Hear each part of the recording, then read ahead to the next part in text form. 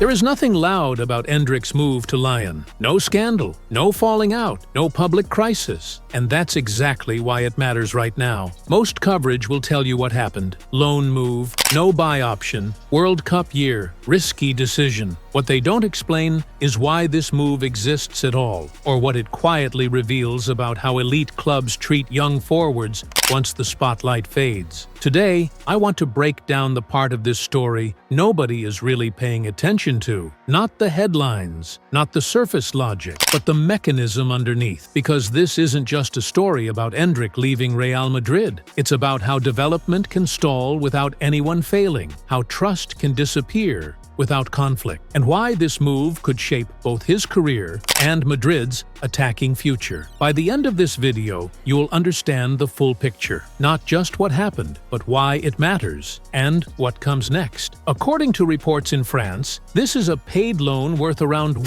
million euros, with Lyon covering roughly 50% of his salary. When the loan ends, Hendrick returns to Real Madrid in the summer. This loan runs until June 2026. On the surface, it looks like a step down, leaving the biggest club in the world, doing it at 19, in a World Cup year. That framing is where most conversations stop. They describe the move, label it risky, and move on. But football decisions don't exist in isolation. At the center of this situation isn't a loss of belief. It's a clash between timing, environment, and development. Hendrick arrived at Real Madrid with a reputation that almost never follows a teenager. Power, speed, instinct, the type of striker Andreas Pereira once described as chosen by God. And yet, in white, he's barely been allowed to exist. Under Xabi Alonso this season, he has made just 3 appearances, totaling 99 minutes. That isn't because Endrick is failing. It's because Madrid's attack is crowded, experienced, and unforgiving. At this level, football doesn't reward patience. It rewards rhythm. Here is the part that rarely gets discussed. Endrick is still only 19.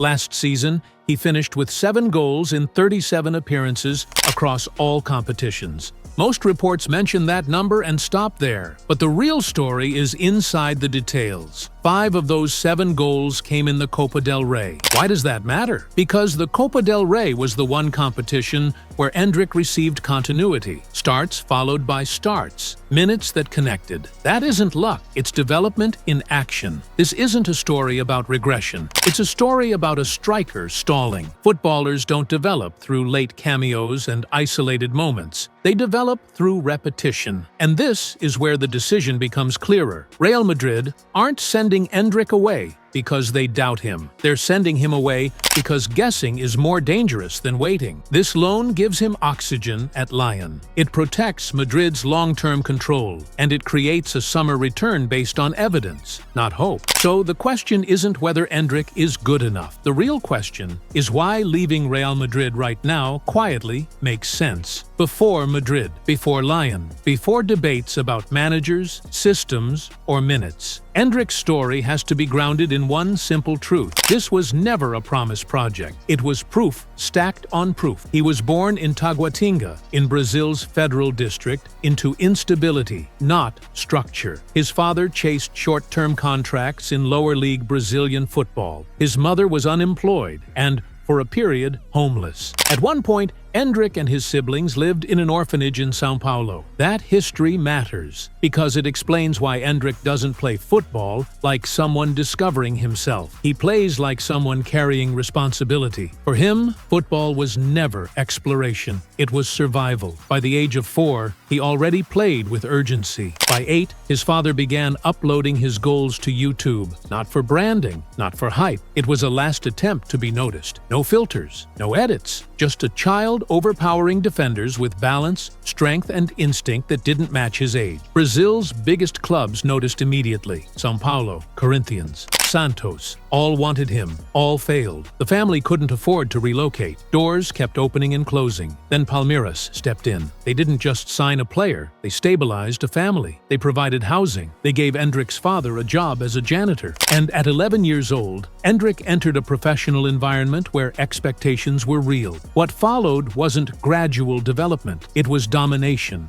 Across Palmeiras' youth teams, Endrick scored 165 goals in 169 competitive matches. That number isn't impressive because it's high. It's impressive because it never dipped under 13S, under 15S, under 17S, under 20S. Same output, same intensity. He wasn't waiting for his moment, he was forcing it. The national explosion came at the 2022 Copa São Paulo de Futebol Júnior, Brazil's most unforgiving youth tournament. 7 matches, compressed schedule, no room for bad games. Hendrick scored 8 goals. He was voted player of the tournament. Palmeiras lifted their first Copinha title. That tournament doesn't create hype, it destroys it. Players either survive pressure or collapse under it. Hendrick didn't just survive, he announced himself. Then came senior football. On October 6th, 2022, at just 16 years old, Endrick made his professional debut for Palmeiras. Weeks later, he scored twice. By November, he had already contributed to a title-winning side as Palmeiras secured the league. Then came 2023, a harder year, a long goal drought, defenders adjusting, critics waiting. On November 1st, Palmeiras went 3-0 down away to Botafogo in a title-defining match. Endrick flipped the season. 2 goals,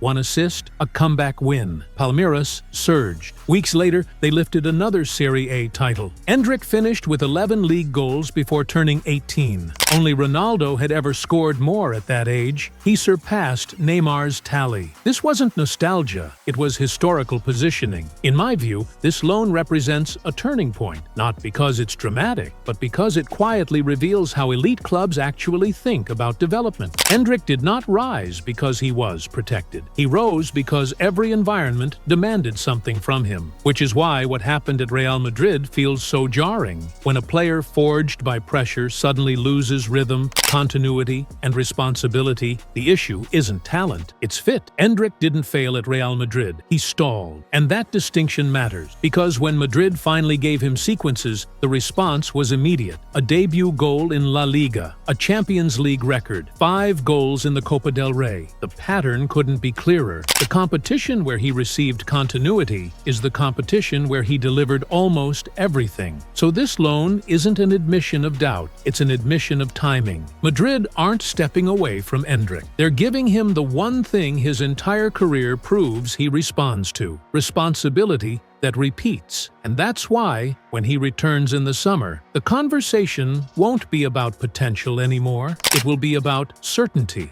Now, here's the background inside Madrid that set this move in motion. The turning point came on April 26, 2025, in the Copa del Rey final against Barcelona. Endrick didn't start. That choice was understandable. Finals are tense, and managers usually pick experience. But then, the game stretched. Legs got heavy. The match needed vertical threat, fast runs into space, early shots before defenses settled, a striker who attacks the first mistake. Still, Endrick did not come on until the 111th minute, coming on for a defender, Antonio Rudiger. That gave him about 9 minutes in a final that went to extra time. That is not what careful integration looks like. That is not player protection. That is a shutdown. Up to that moment, there was trust, and results followed. Then the plug was pulled anyway. From there, Endrick's season fractured. Not because his form fell off a cliff, not because he stopped producing. It fractured because his role stopped being football-based and became situational, shaped by fixture congestion, internal hierarchy, and convenience. A striker can handle competition. A striker can handle rotation. But a young striker cannot grow when the minutes don't have meaning. When that happens at a club like Real Madrid, silence follows. It isn't just silence on the pitch. It becomes silence inside the player. Confidence slows, momentum fades, and development doesn't fail in public. It stalls quietly. Then a new chapter began. Same club, new direction. On May 25, 2025, Xabi Alonso was officially unveiled as Real Madrid's head coach. The language around the appointment was deliberate: structure, intensity, modern control. This wasn't just about tactics. It was about habits. how Madrid would press, how they would rotate, and how they would control games. At Leverkusen, Alonzo built a reputation for developing younger players through repetition, demanding pressing and positional clarity. Madrid presented this era as evolution: press high without chaos, rotate without losing identity, and dominate in a measured way. At the start, you could see a pattern, a flexible 4-3-3 that could flatten into a compact 4-4-2 without the ball. Tighter distances in midfield, earlier pressing triggers, stars running more than before. But here's the uncomfortable truth. One big weakness stayed. Madrid still depended on one elite scorer to make the difference. The team was winning, but winning through tight margins, late goals, and predictable paths, often waiting for a superstar moment to unlock a stubborn game. By mid-December, the numbers made the story plain. Kylian Mbappé was carrying a heavy load. Vinicius Jr., Jude Bellingham, Rodrigo, and others were contributing, but their outputs weren't matching the demand for depth. And while all of this was happening, Hendrick's league minutes under Alonso were almost zero. 1 La Liga appearance, 12 league minutes, 99 minutes total across all competitions with the coach at that point. That isn't rotation. That is exclusion. After Madrid squeezed past Talavera in the Copa del Rey on December 17, 2025, Alonso acknowledged the need for more players to contribute in front of goal, while still praising Mbappé's instincts. That message revealed the core contradiction. The coach wants collective scoring, but the system falls back to one scorer. The season needs alternatives, but Endrick isn't getting the sequence of minutes needed to become one. That brings us to the loan. Some will call it demotion, some will call it failure, but that's noise. Strip the emotion away, and the logic is simple. Lyon is oxygen. League One offers space, transitions, and duels, the exact environment where a striker like Hendrick can grow through responsibility and rhythm. The clock is also ticking. World Cup selection arrives soon. International football does not reward potential as much as it rewards minutes and form. You don't board a plane on reputation from training. You board a plane because you played, you repeated, and you delivered. And there is one more detail that changes the whole tone. There is no buy option. Madrid is not letting go. They are not hedging their bets. They are not panicking. This is a loan designed for information, not separation. This decision doesn't live on its own. It sits inside a triangle of pressures: the player's growth, the team's structure, and the season's demands. 1. The player. What Endrick actually is. Endrick is not a slow-tempo, heavy-touch number 9 who lives off 40 touches and long build-ups. He is a vertical forward. He believes in early runs, early shots, and making the defense panic before it settles. That profile needs games that open, teammates who see his run before it is obvious, and a coach who accepts that some misses are the cost of creating constant pressure. What he cannot learn from cameos: timing with midfielders, when to break the line, how to attack a second ball, how to choose the first-time shot over the extra touch. These are sequence skills, not highlight skills. They live in repetition. No buy option tells you everything. Madrid is not walking away. They want clarity, not distance. They want to see shot maps when he starts consistently, movement patterns across different game states, how he looks against deep blocks, front foot high presses, and hybrid shapes, whether he can handle a 3-game drought and keep making runs. Which midfield profile unlocks him most: through balls from an 8, early cross from a wide fullback, or clipped diagonals. If they tried to test all this inside a crowded Madrid forward line, it would either cost them results or cost him minutes. The loan solves both. Madrid are not collapsing. They are winning, but they are often winning through one match winner. When Vinicius goes quiet, when Rodrigo drifts, when Brahim and Mastantuono provide bright moments, but not sustained numbers, readability grows. Opponents learn the rhythm. They block the main lanes. And when the plan becomes predictable, games become slow and tight. That is where a striker like Hendrick becomes important, not as a hero, but as a second runner who forces center-backs to turn, who shoots before shape returns, who punishes hesitation. If he isn't used, the dependency doesn't shrink, it hardens. In my view, this moment represents a turning turning point, not because it's loud, but because it changes how the next decisions will be made, for the player, for the club, and for the national team. Here's what I think. First, the Copa final was a trust signal. Not choice communicated more than tactical caution. It said, the pathway is conditional. For a young striker, that message is heavy. It makes every future minute feel like a test, not a chance to grow. Secondly, Alonzo raised the floor, but didn't diversify the ceiling. The structure improved, the press got cleaner, the distances tightened. That score to win tight games, then the hardest problem remains unsolved. What happens when Plan A is muted? The answer should be a vertical forward who forces defenders into uncomfortable decisions early. Without those minutes, the plan stays narrow. Third, Hendrick's game is a rhythm instrument. He needs sequences, 10 to 15 touches that matter, not 12-minute cameos where every action feels like a coin toss. He needs to build in-game chemistry with specific teammates, one midfielder who always sees the run, one fullback who clips early diagonals. At Lyon, he is more likely to get those repetitions. That's where growth happens. Fourth, the loan is smart strategy, not emotional panic. No buy option is the key clause. Madrid are auditing the fit, not ditching the asset. They're creating a season where the player learns through use. The club watches without the Bernabeu microscope, and the national team sees a forward with real rhythm. That's not demotion, that's design.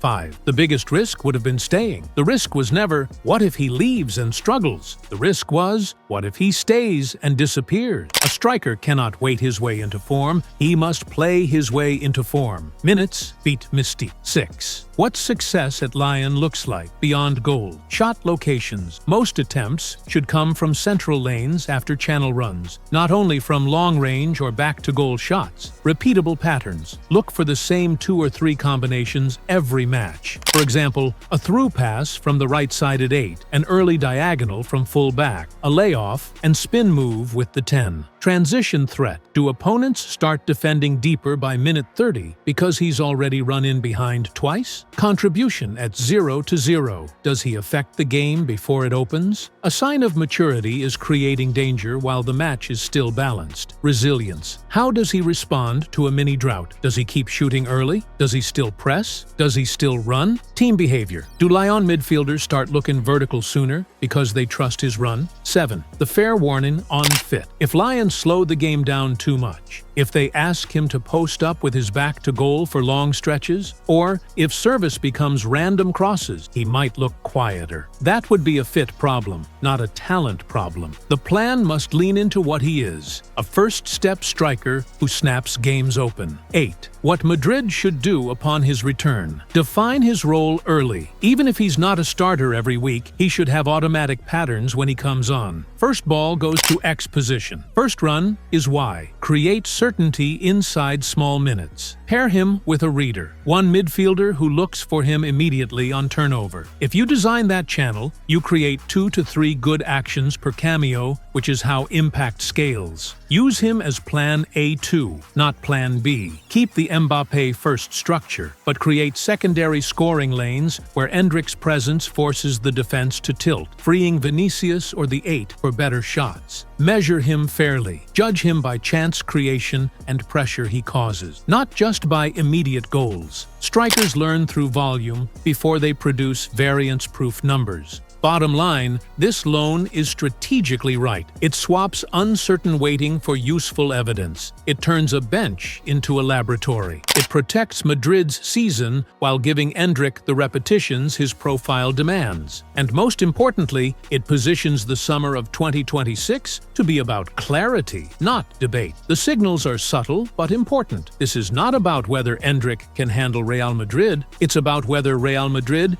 is ready to handle what Hendrick becomes after he finally gets responsibility that repeats. The key takeaway here is simple. This move is not exile. It is oxygen. It is not a step down. It is a step sideways toward clarity. The next phase will tell you more about Hendrick than the last one did. Not because he's changing who he is, but because the conditions will finally let his strengths repeat. Now, this matters to you as a viewer because you will learn to see how young forwards actually grow. grow. It's less about hype and more about role, repetition, and rhythm. You'll watch Lyon matches with a trained eye. Does he get early runs? Are there 2 or 3 patterns that repeat every game? Do defenders start dropping deeper because of him? You'll stop overreacting to a few games without scoring. You'll look at positions, timing, and chance quality. Goals follow those things. You'll be ready for Madrid's summer decision. If he's reintegrated, it's because his repeatable patterns match what Madrid need. If there's hesitation, it won't be about talent. It will be about fit and balance inside a team still centered on a mega scorer.